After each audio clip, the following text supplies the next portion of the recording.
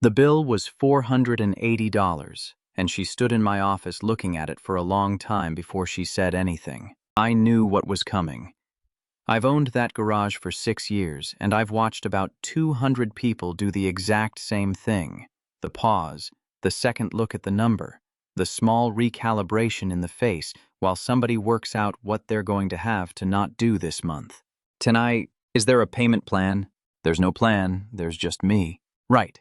She folded the invoice in half, which is a thing people do when they're trying to make a number smaller. Okay. Then can I leave the car and come back?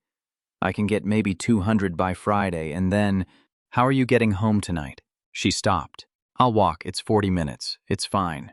I want to describe the next 4 seconds, because they were the only 4 seconds in this entire story where I did the right thing without thinking about it first. It was the 11th of March, and it was 4 degrees and dark at 5:30. She had a 6-year-old in the waiting room, reading a magazine about tractors. And she had said, "It's fine," in the particular voice of a woman who has said, "It's fine," about approximately 11,000 things and has got very good at it. There was a version of the next 30 seconds where I offered her a lift. I want to be clear that I considered it and rejected it, because a woman who has just told you she can't pay does not need a strange man offering her something else she can't refuse. So I took the keys off the board and put them in her hand.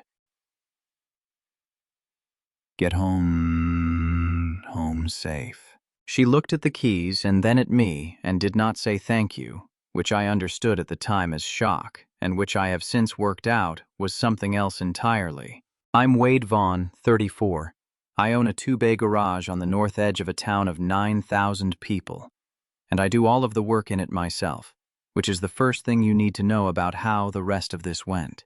The second thing is that my father owned it before me and did exactly the same. She came back on the following Friday with $200 in an envelope.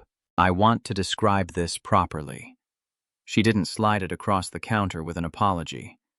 She walked in at 5:10 with her daughter, put the envelope on the counter, and said, "200. I'll have the rest by the middle of April." Birdie, how do you know my name?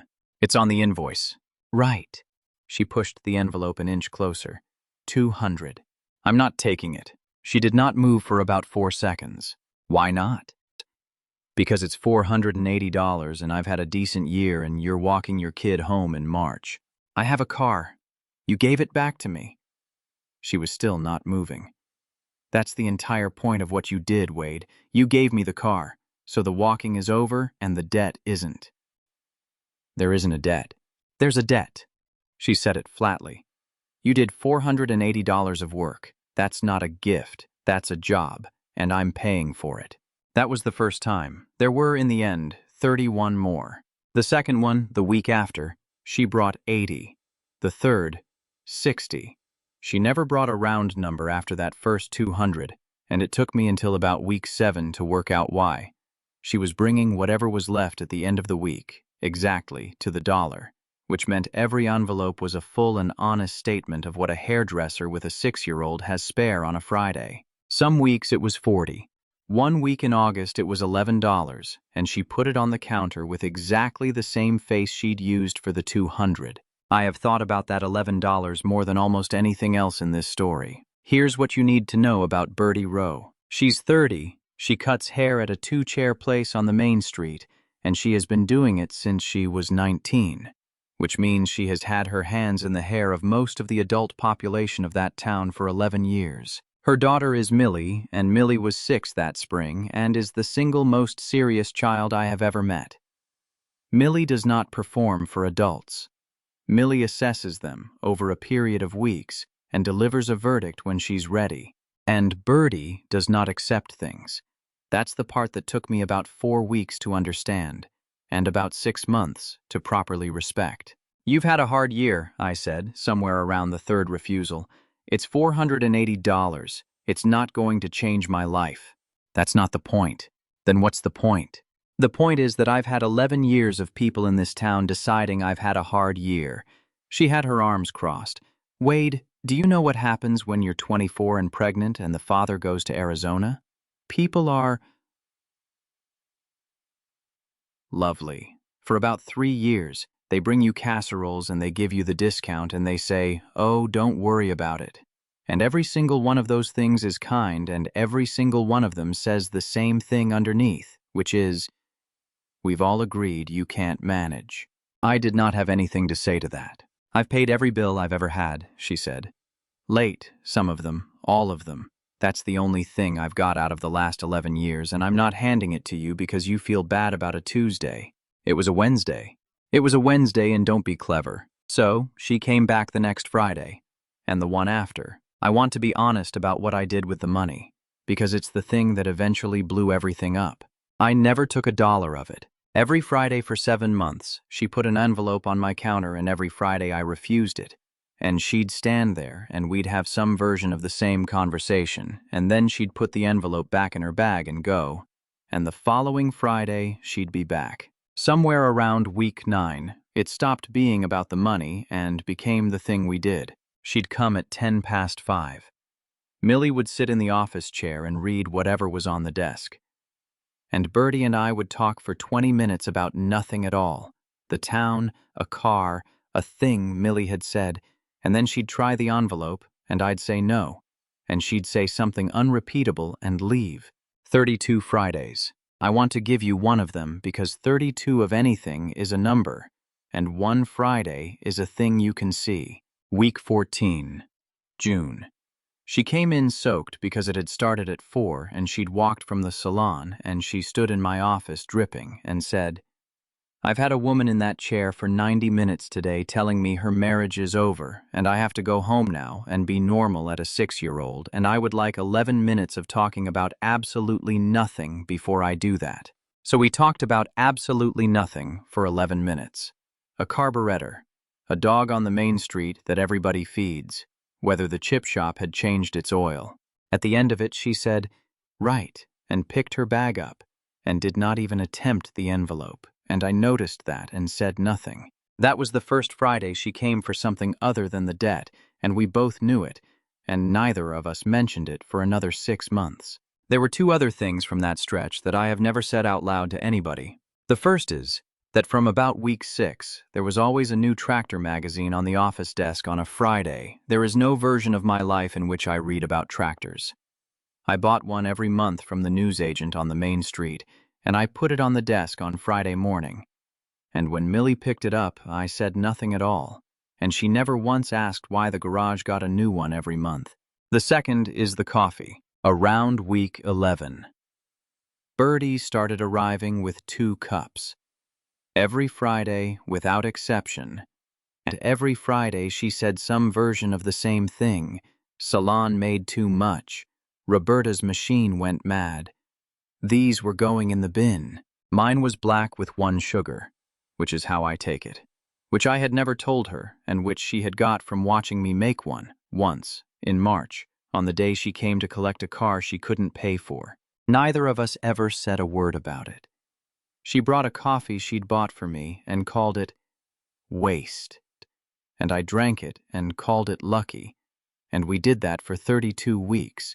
Millie delivered her verdict in June. She'd been coming in for 3 months by then, and she'd been polite and entirely unreadable. And one Friday she looked up from a parts catalog and said, Do you know how to fix a bike chain? I do. Mine came off in April. Bring it Friday. She brought it the following Friday. It took 11 minutes, and she watched every second of it with her chin on the workbench, and at the end she said, Can I do the last bit?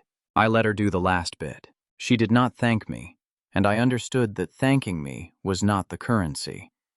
What happened instead was that from that Friday onward she called me Wade instead of nothing at all, and Birdie noticed it in about 4 seconds and had to look at the wall for a moment. 2 weeks later, Millie asked a question that I did not have a good answer for. Why does Mum bring you an envelope? I looked at Birdie. Birdie looked back with an expression that said very clearly, You started it. You handle it. Because I did a job for her, and she's paying for it. But you don't take it. No. Millie considered this with her chin still on the bench. That's not really paying then, she said, and went back to the catalog. Birdie made a sound like she'd been winded. I did not say anything at all for about a minute and a half, and I would like it noted that a 6-year-old got there 4 months before I did. I should tell you about the garage. It was my father's. He ran it for 31 years, and everybody in that town has a story about him. He came out at midnight. He didn't charge. He sorted somebody's brake line for a bag of tomatoes. He was, by universal agreement, the best man in the county. There were 200 people at his funeral. I want that on the record because it matters. 200 people in a town of 9,000 in February, and the church could not hold them. And men I had never met stood outside in the cold and told me what he'd done for them. I was 28, and I have never in my life been prouder of anything. He died at 62 with $11,000 in the bank and a business worth less than the land under it. And my mother spent the next 4 years working at the school office to cover a shortfall he had created entirely by being wonderful. Nobody at that funeral knew that. They still don't.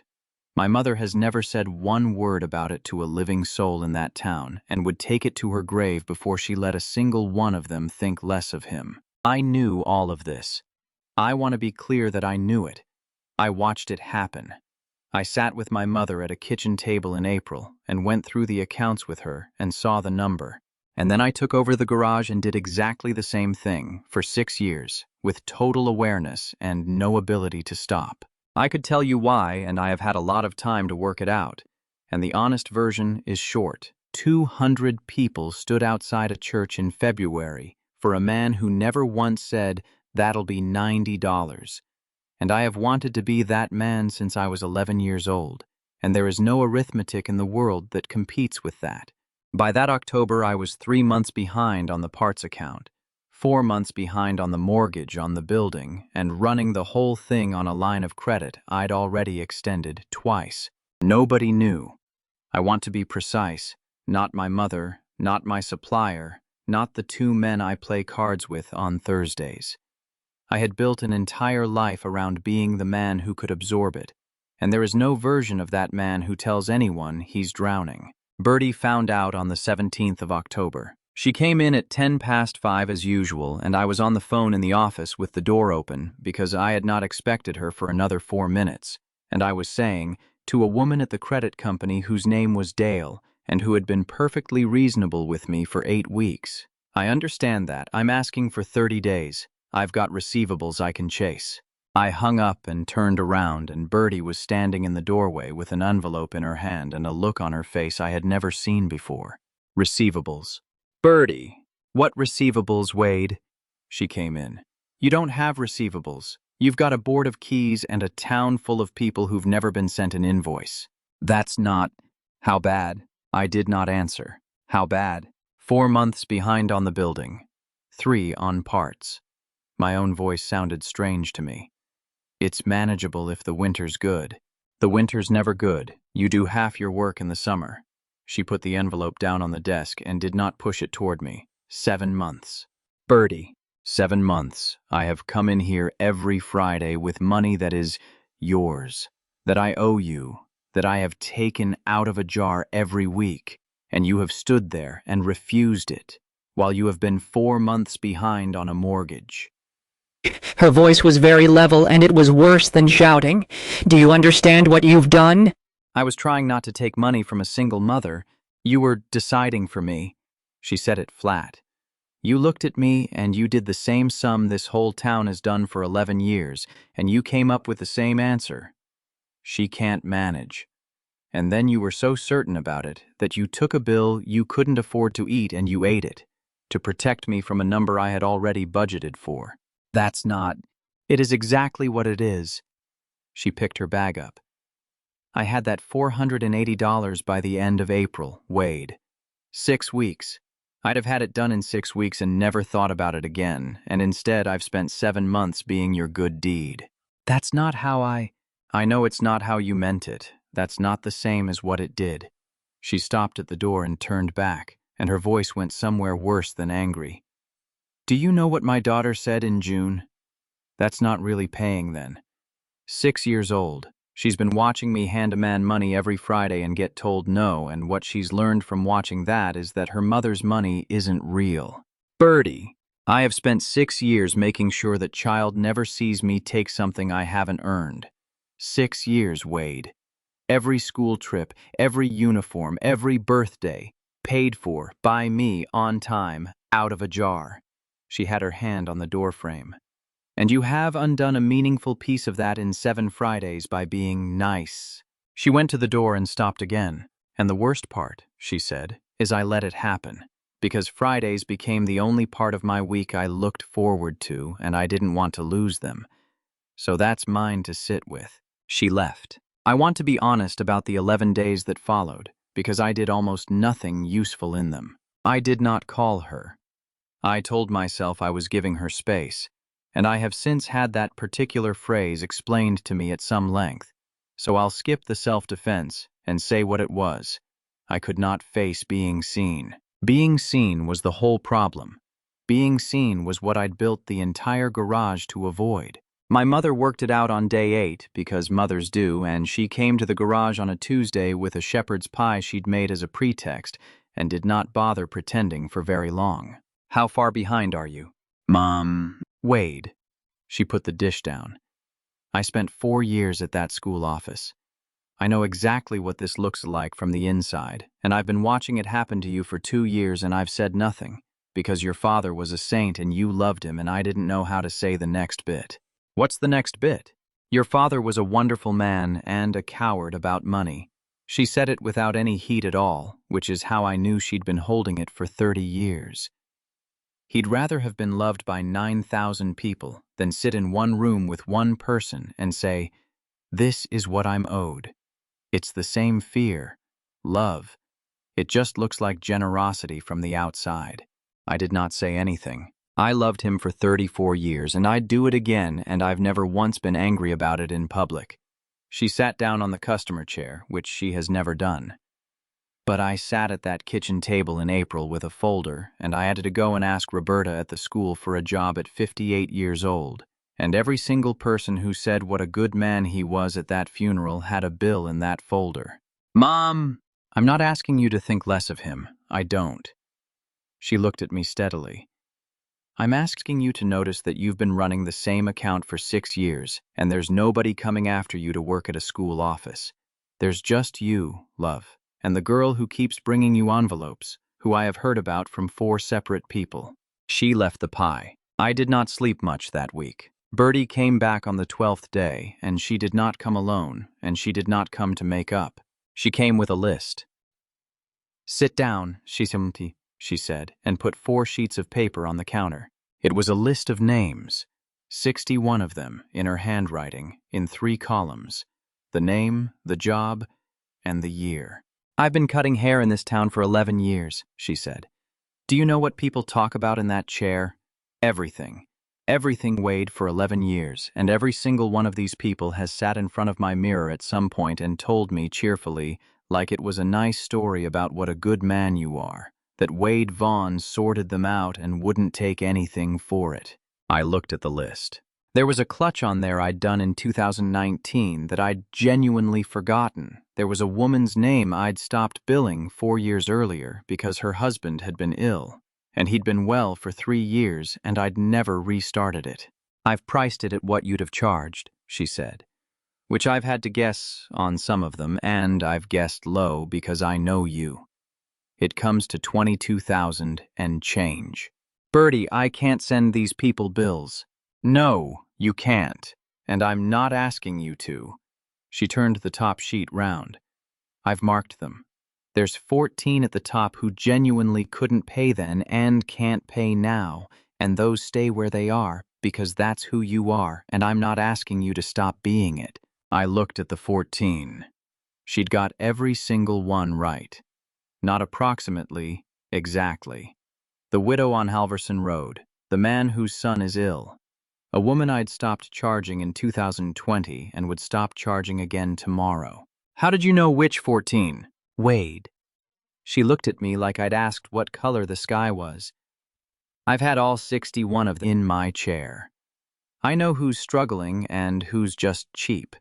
That's not a skill. That's 11 years of listening to people talk about their mother-in-law with their eyes shut. And the rest? The rest are people with money, Wade. She tapped the page. Halverson has 3 trucks. The Barrow place turned over 200 grand last year. These are not people who needed a favor. They're people who took one because you offered and because nobody ever says no to free.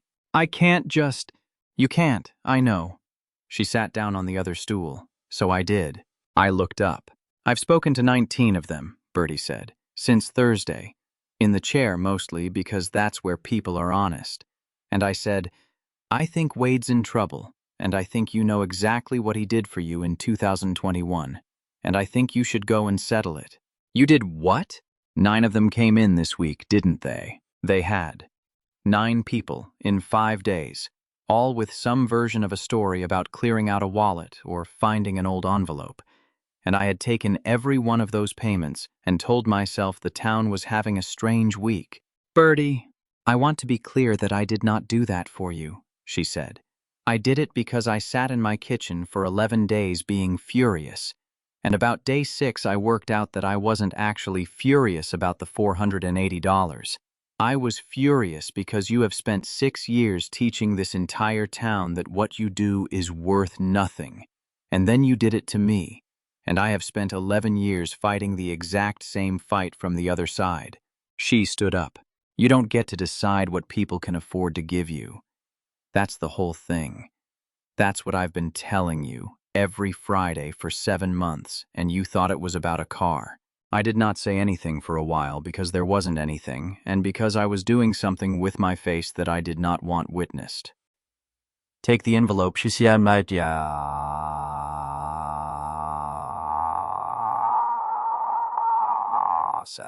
Birdie, Wade, take the envelope. I picked it up. It was thicker than any of the others had been, and I understood what it was before I opened it. $480. The whole thing, in one envelope, in notes of every denomination. That's the jar, she said. That's every Friday since April that you wouldn't take. I've kept it separate the entire time. It has been sitting in my kitchen in a jam jar with your name on a bit of masking tape for 6 months. You've had it the whole time. I've had it since the end of April, exactly like I told you I would. She folded her arms. 6 weeks, Wade, that's how long it actually took me. Everything after that was you. I took the envelope. She let out a breath that seemed to have been in her for a fortnight. Right, she said. Good. Now, and I want to say this in the correct order, because I've thought about it. I would like to have dinner with you on a day that isn't Friday. What? You heard. I heard, I put the envelope down. You've spent 7 months coming in here. I've spent 7 months coming in here to pay a bill, and I have been extremely clear about that because it was true and because I needed it to be true. Her jaw did something. It stopped being only that at about week 9, Wade, and I've said nothing, because a woman who owes you money doesn't get to ask you to dinner. That's not a position you can ask from. So you had to settle it first. I had to settle it first. I came round the counter. Then we're settled, I said. There was a great deal that neither of us said out loud after that, and none of it involved the counter, and the tin of loose bolts that went off the end of it stayed on the floor of that office until the following morning. I want to be honest about the year afterward, because none of it was a montage. The garage did not fix itself. 22,000 on a list is not 22,000 in a bank, and in the end, I recovered about 9 of it over 5 months, which was enough to clear the parts account and get the building back to current, and not much else. The rest of it was structural and unglamorous. I put prices on the wall. I started sending invoices with dates on them. I said the words, "That'll be $90" out loud to people I'd known since school. And I want to record that the first 11 times were among the worst experiences of my adult life, and that not one single person minded. That's the part that has stayed with me. Not one of them minded. 6 years of certainty that asking would cost me the town, and the town said, "Sure, mate," and got their wallet out. The 14 names at the top of Birdie's list are still 14 names. 2 have since paid, unasked, one of them 4 years later with an apology that took 10 minutes and did not need to. The other 12 are where they are, and Birdie has never once suggested otherwise. And that is how I know she meant every word of what she said that day.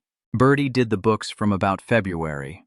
Not as a favor. I pay her at a rate she set and then raised twice. She also, in the third month, put a laminated sign on the counter that says, "If Wade offers to do it for free, ask him twice."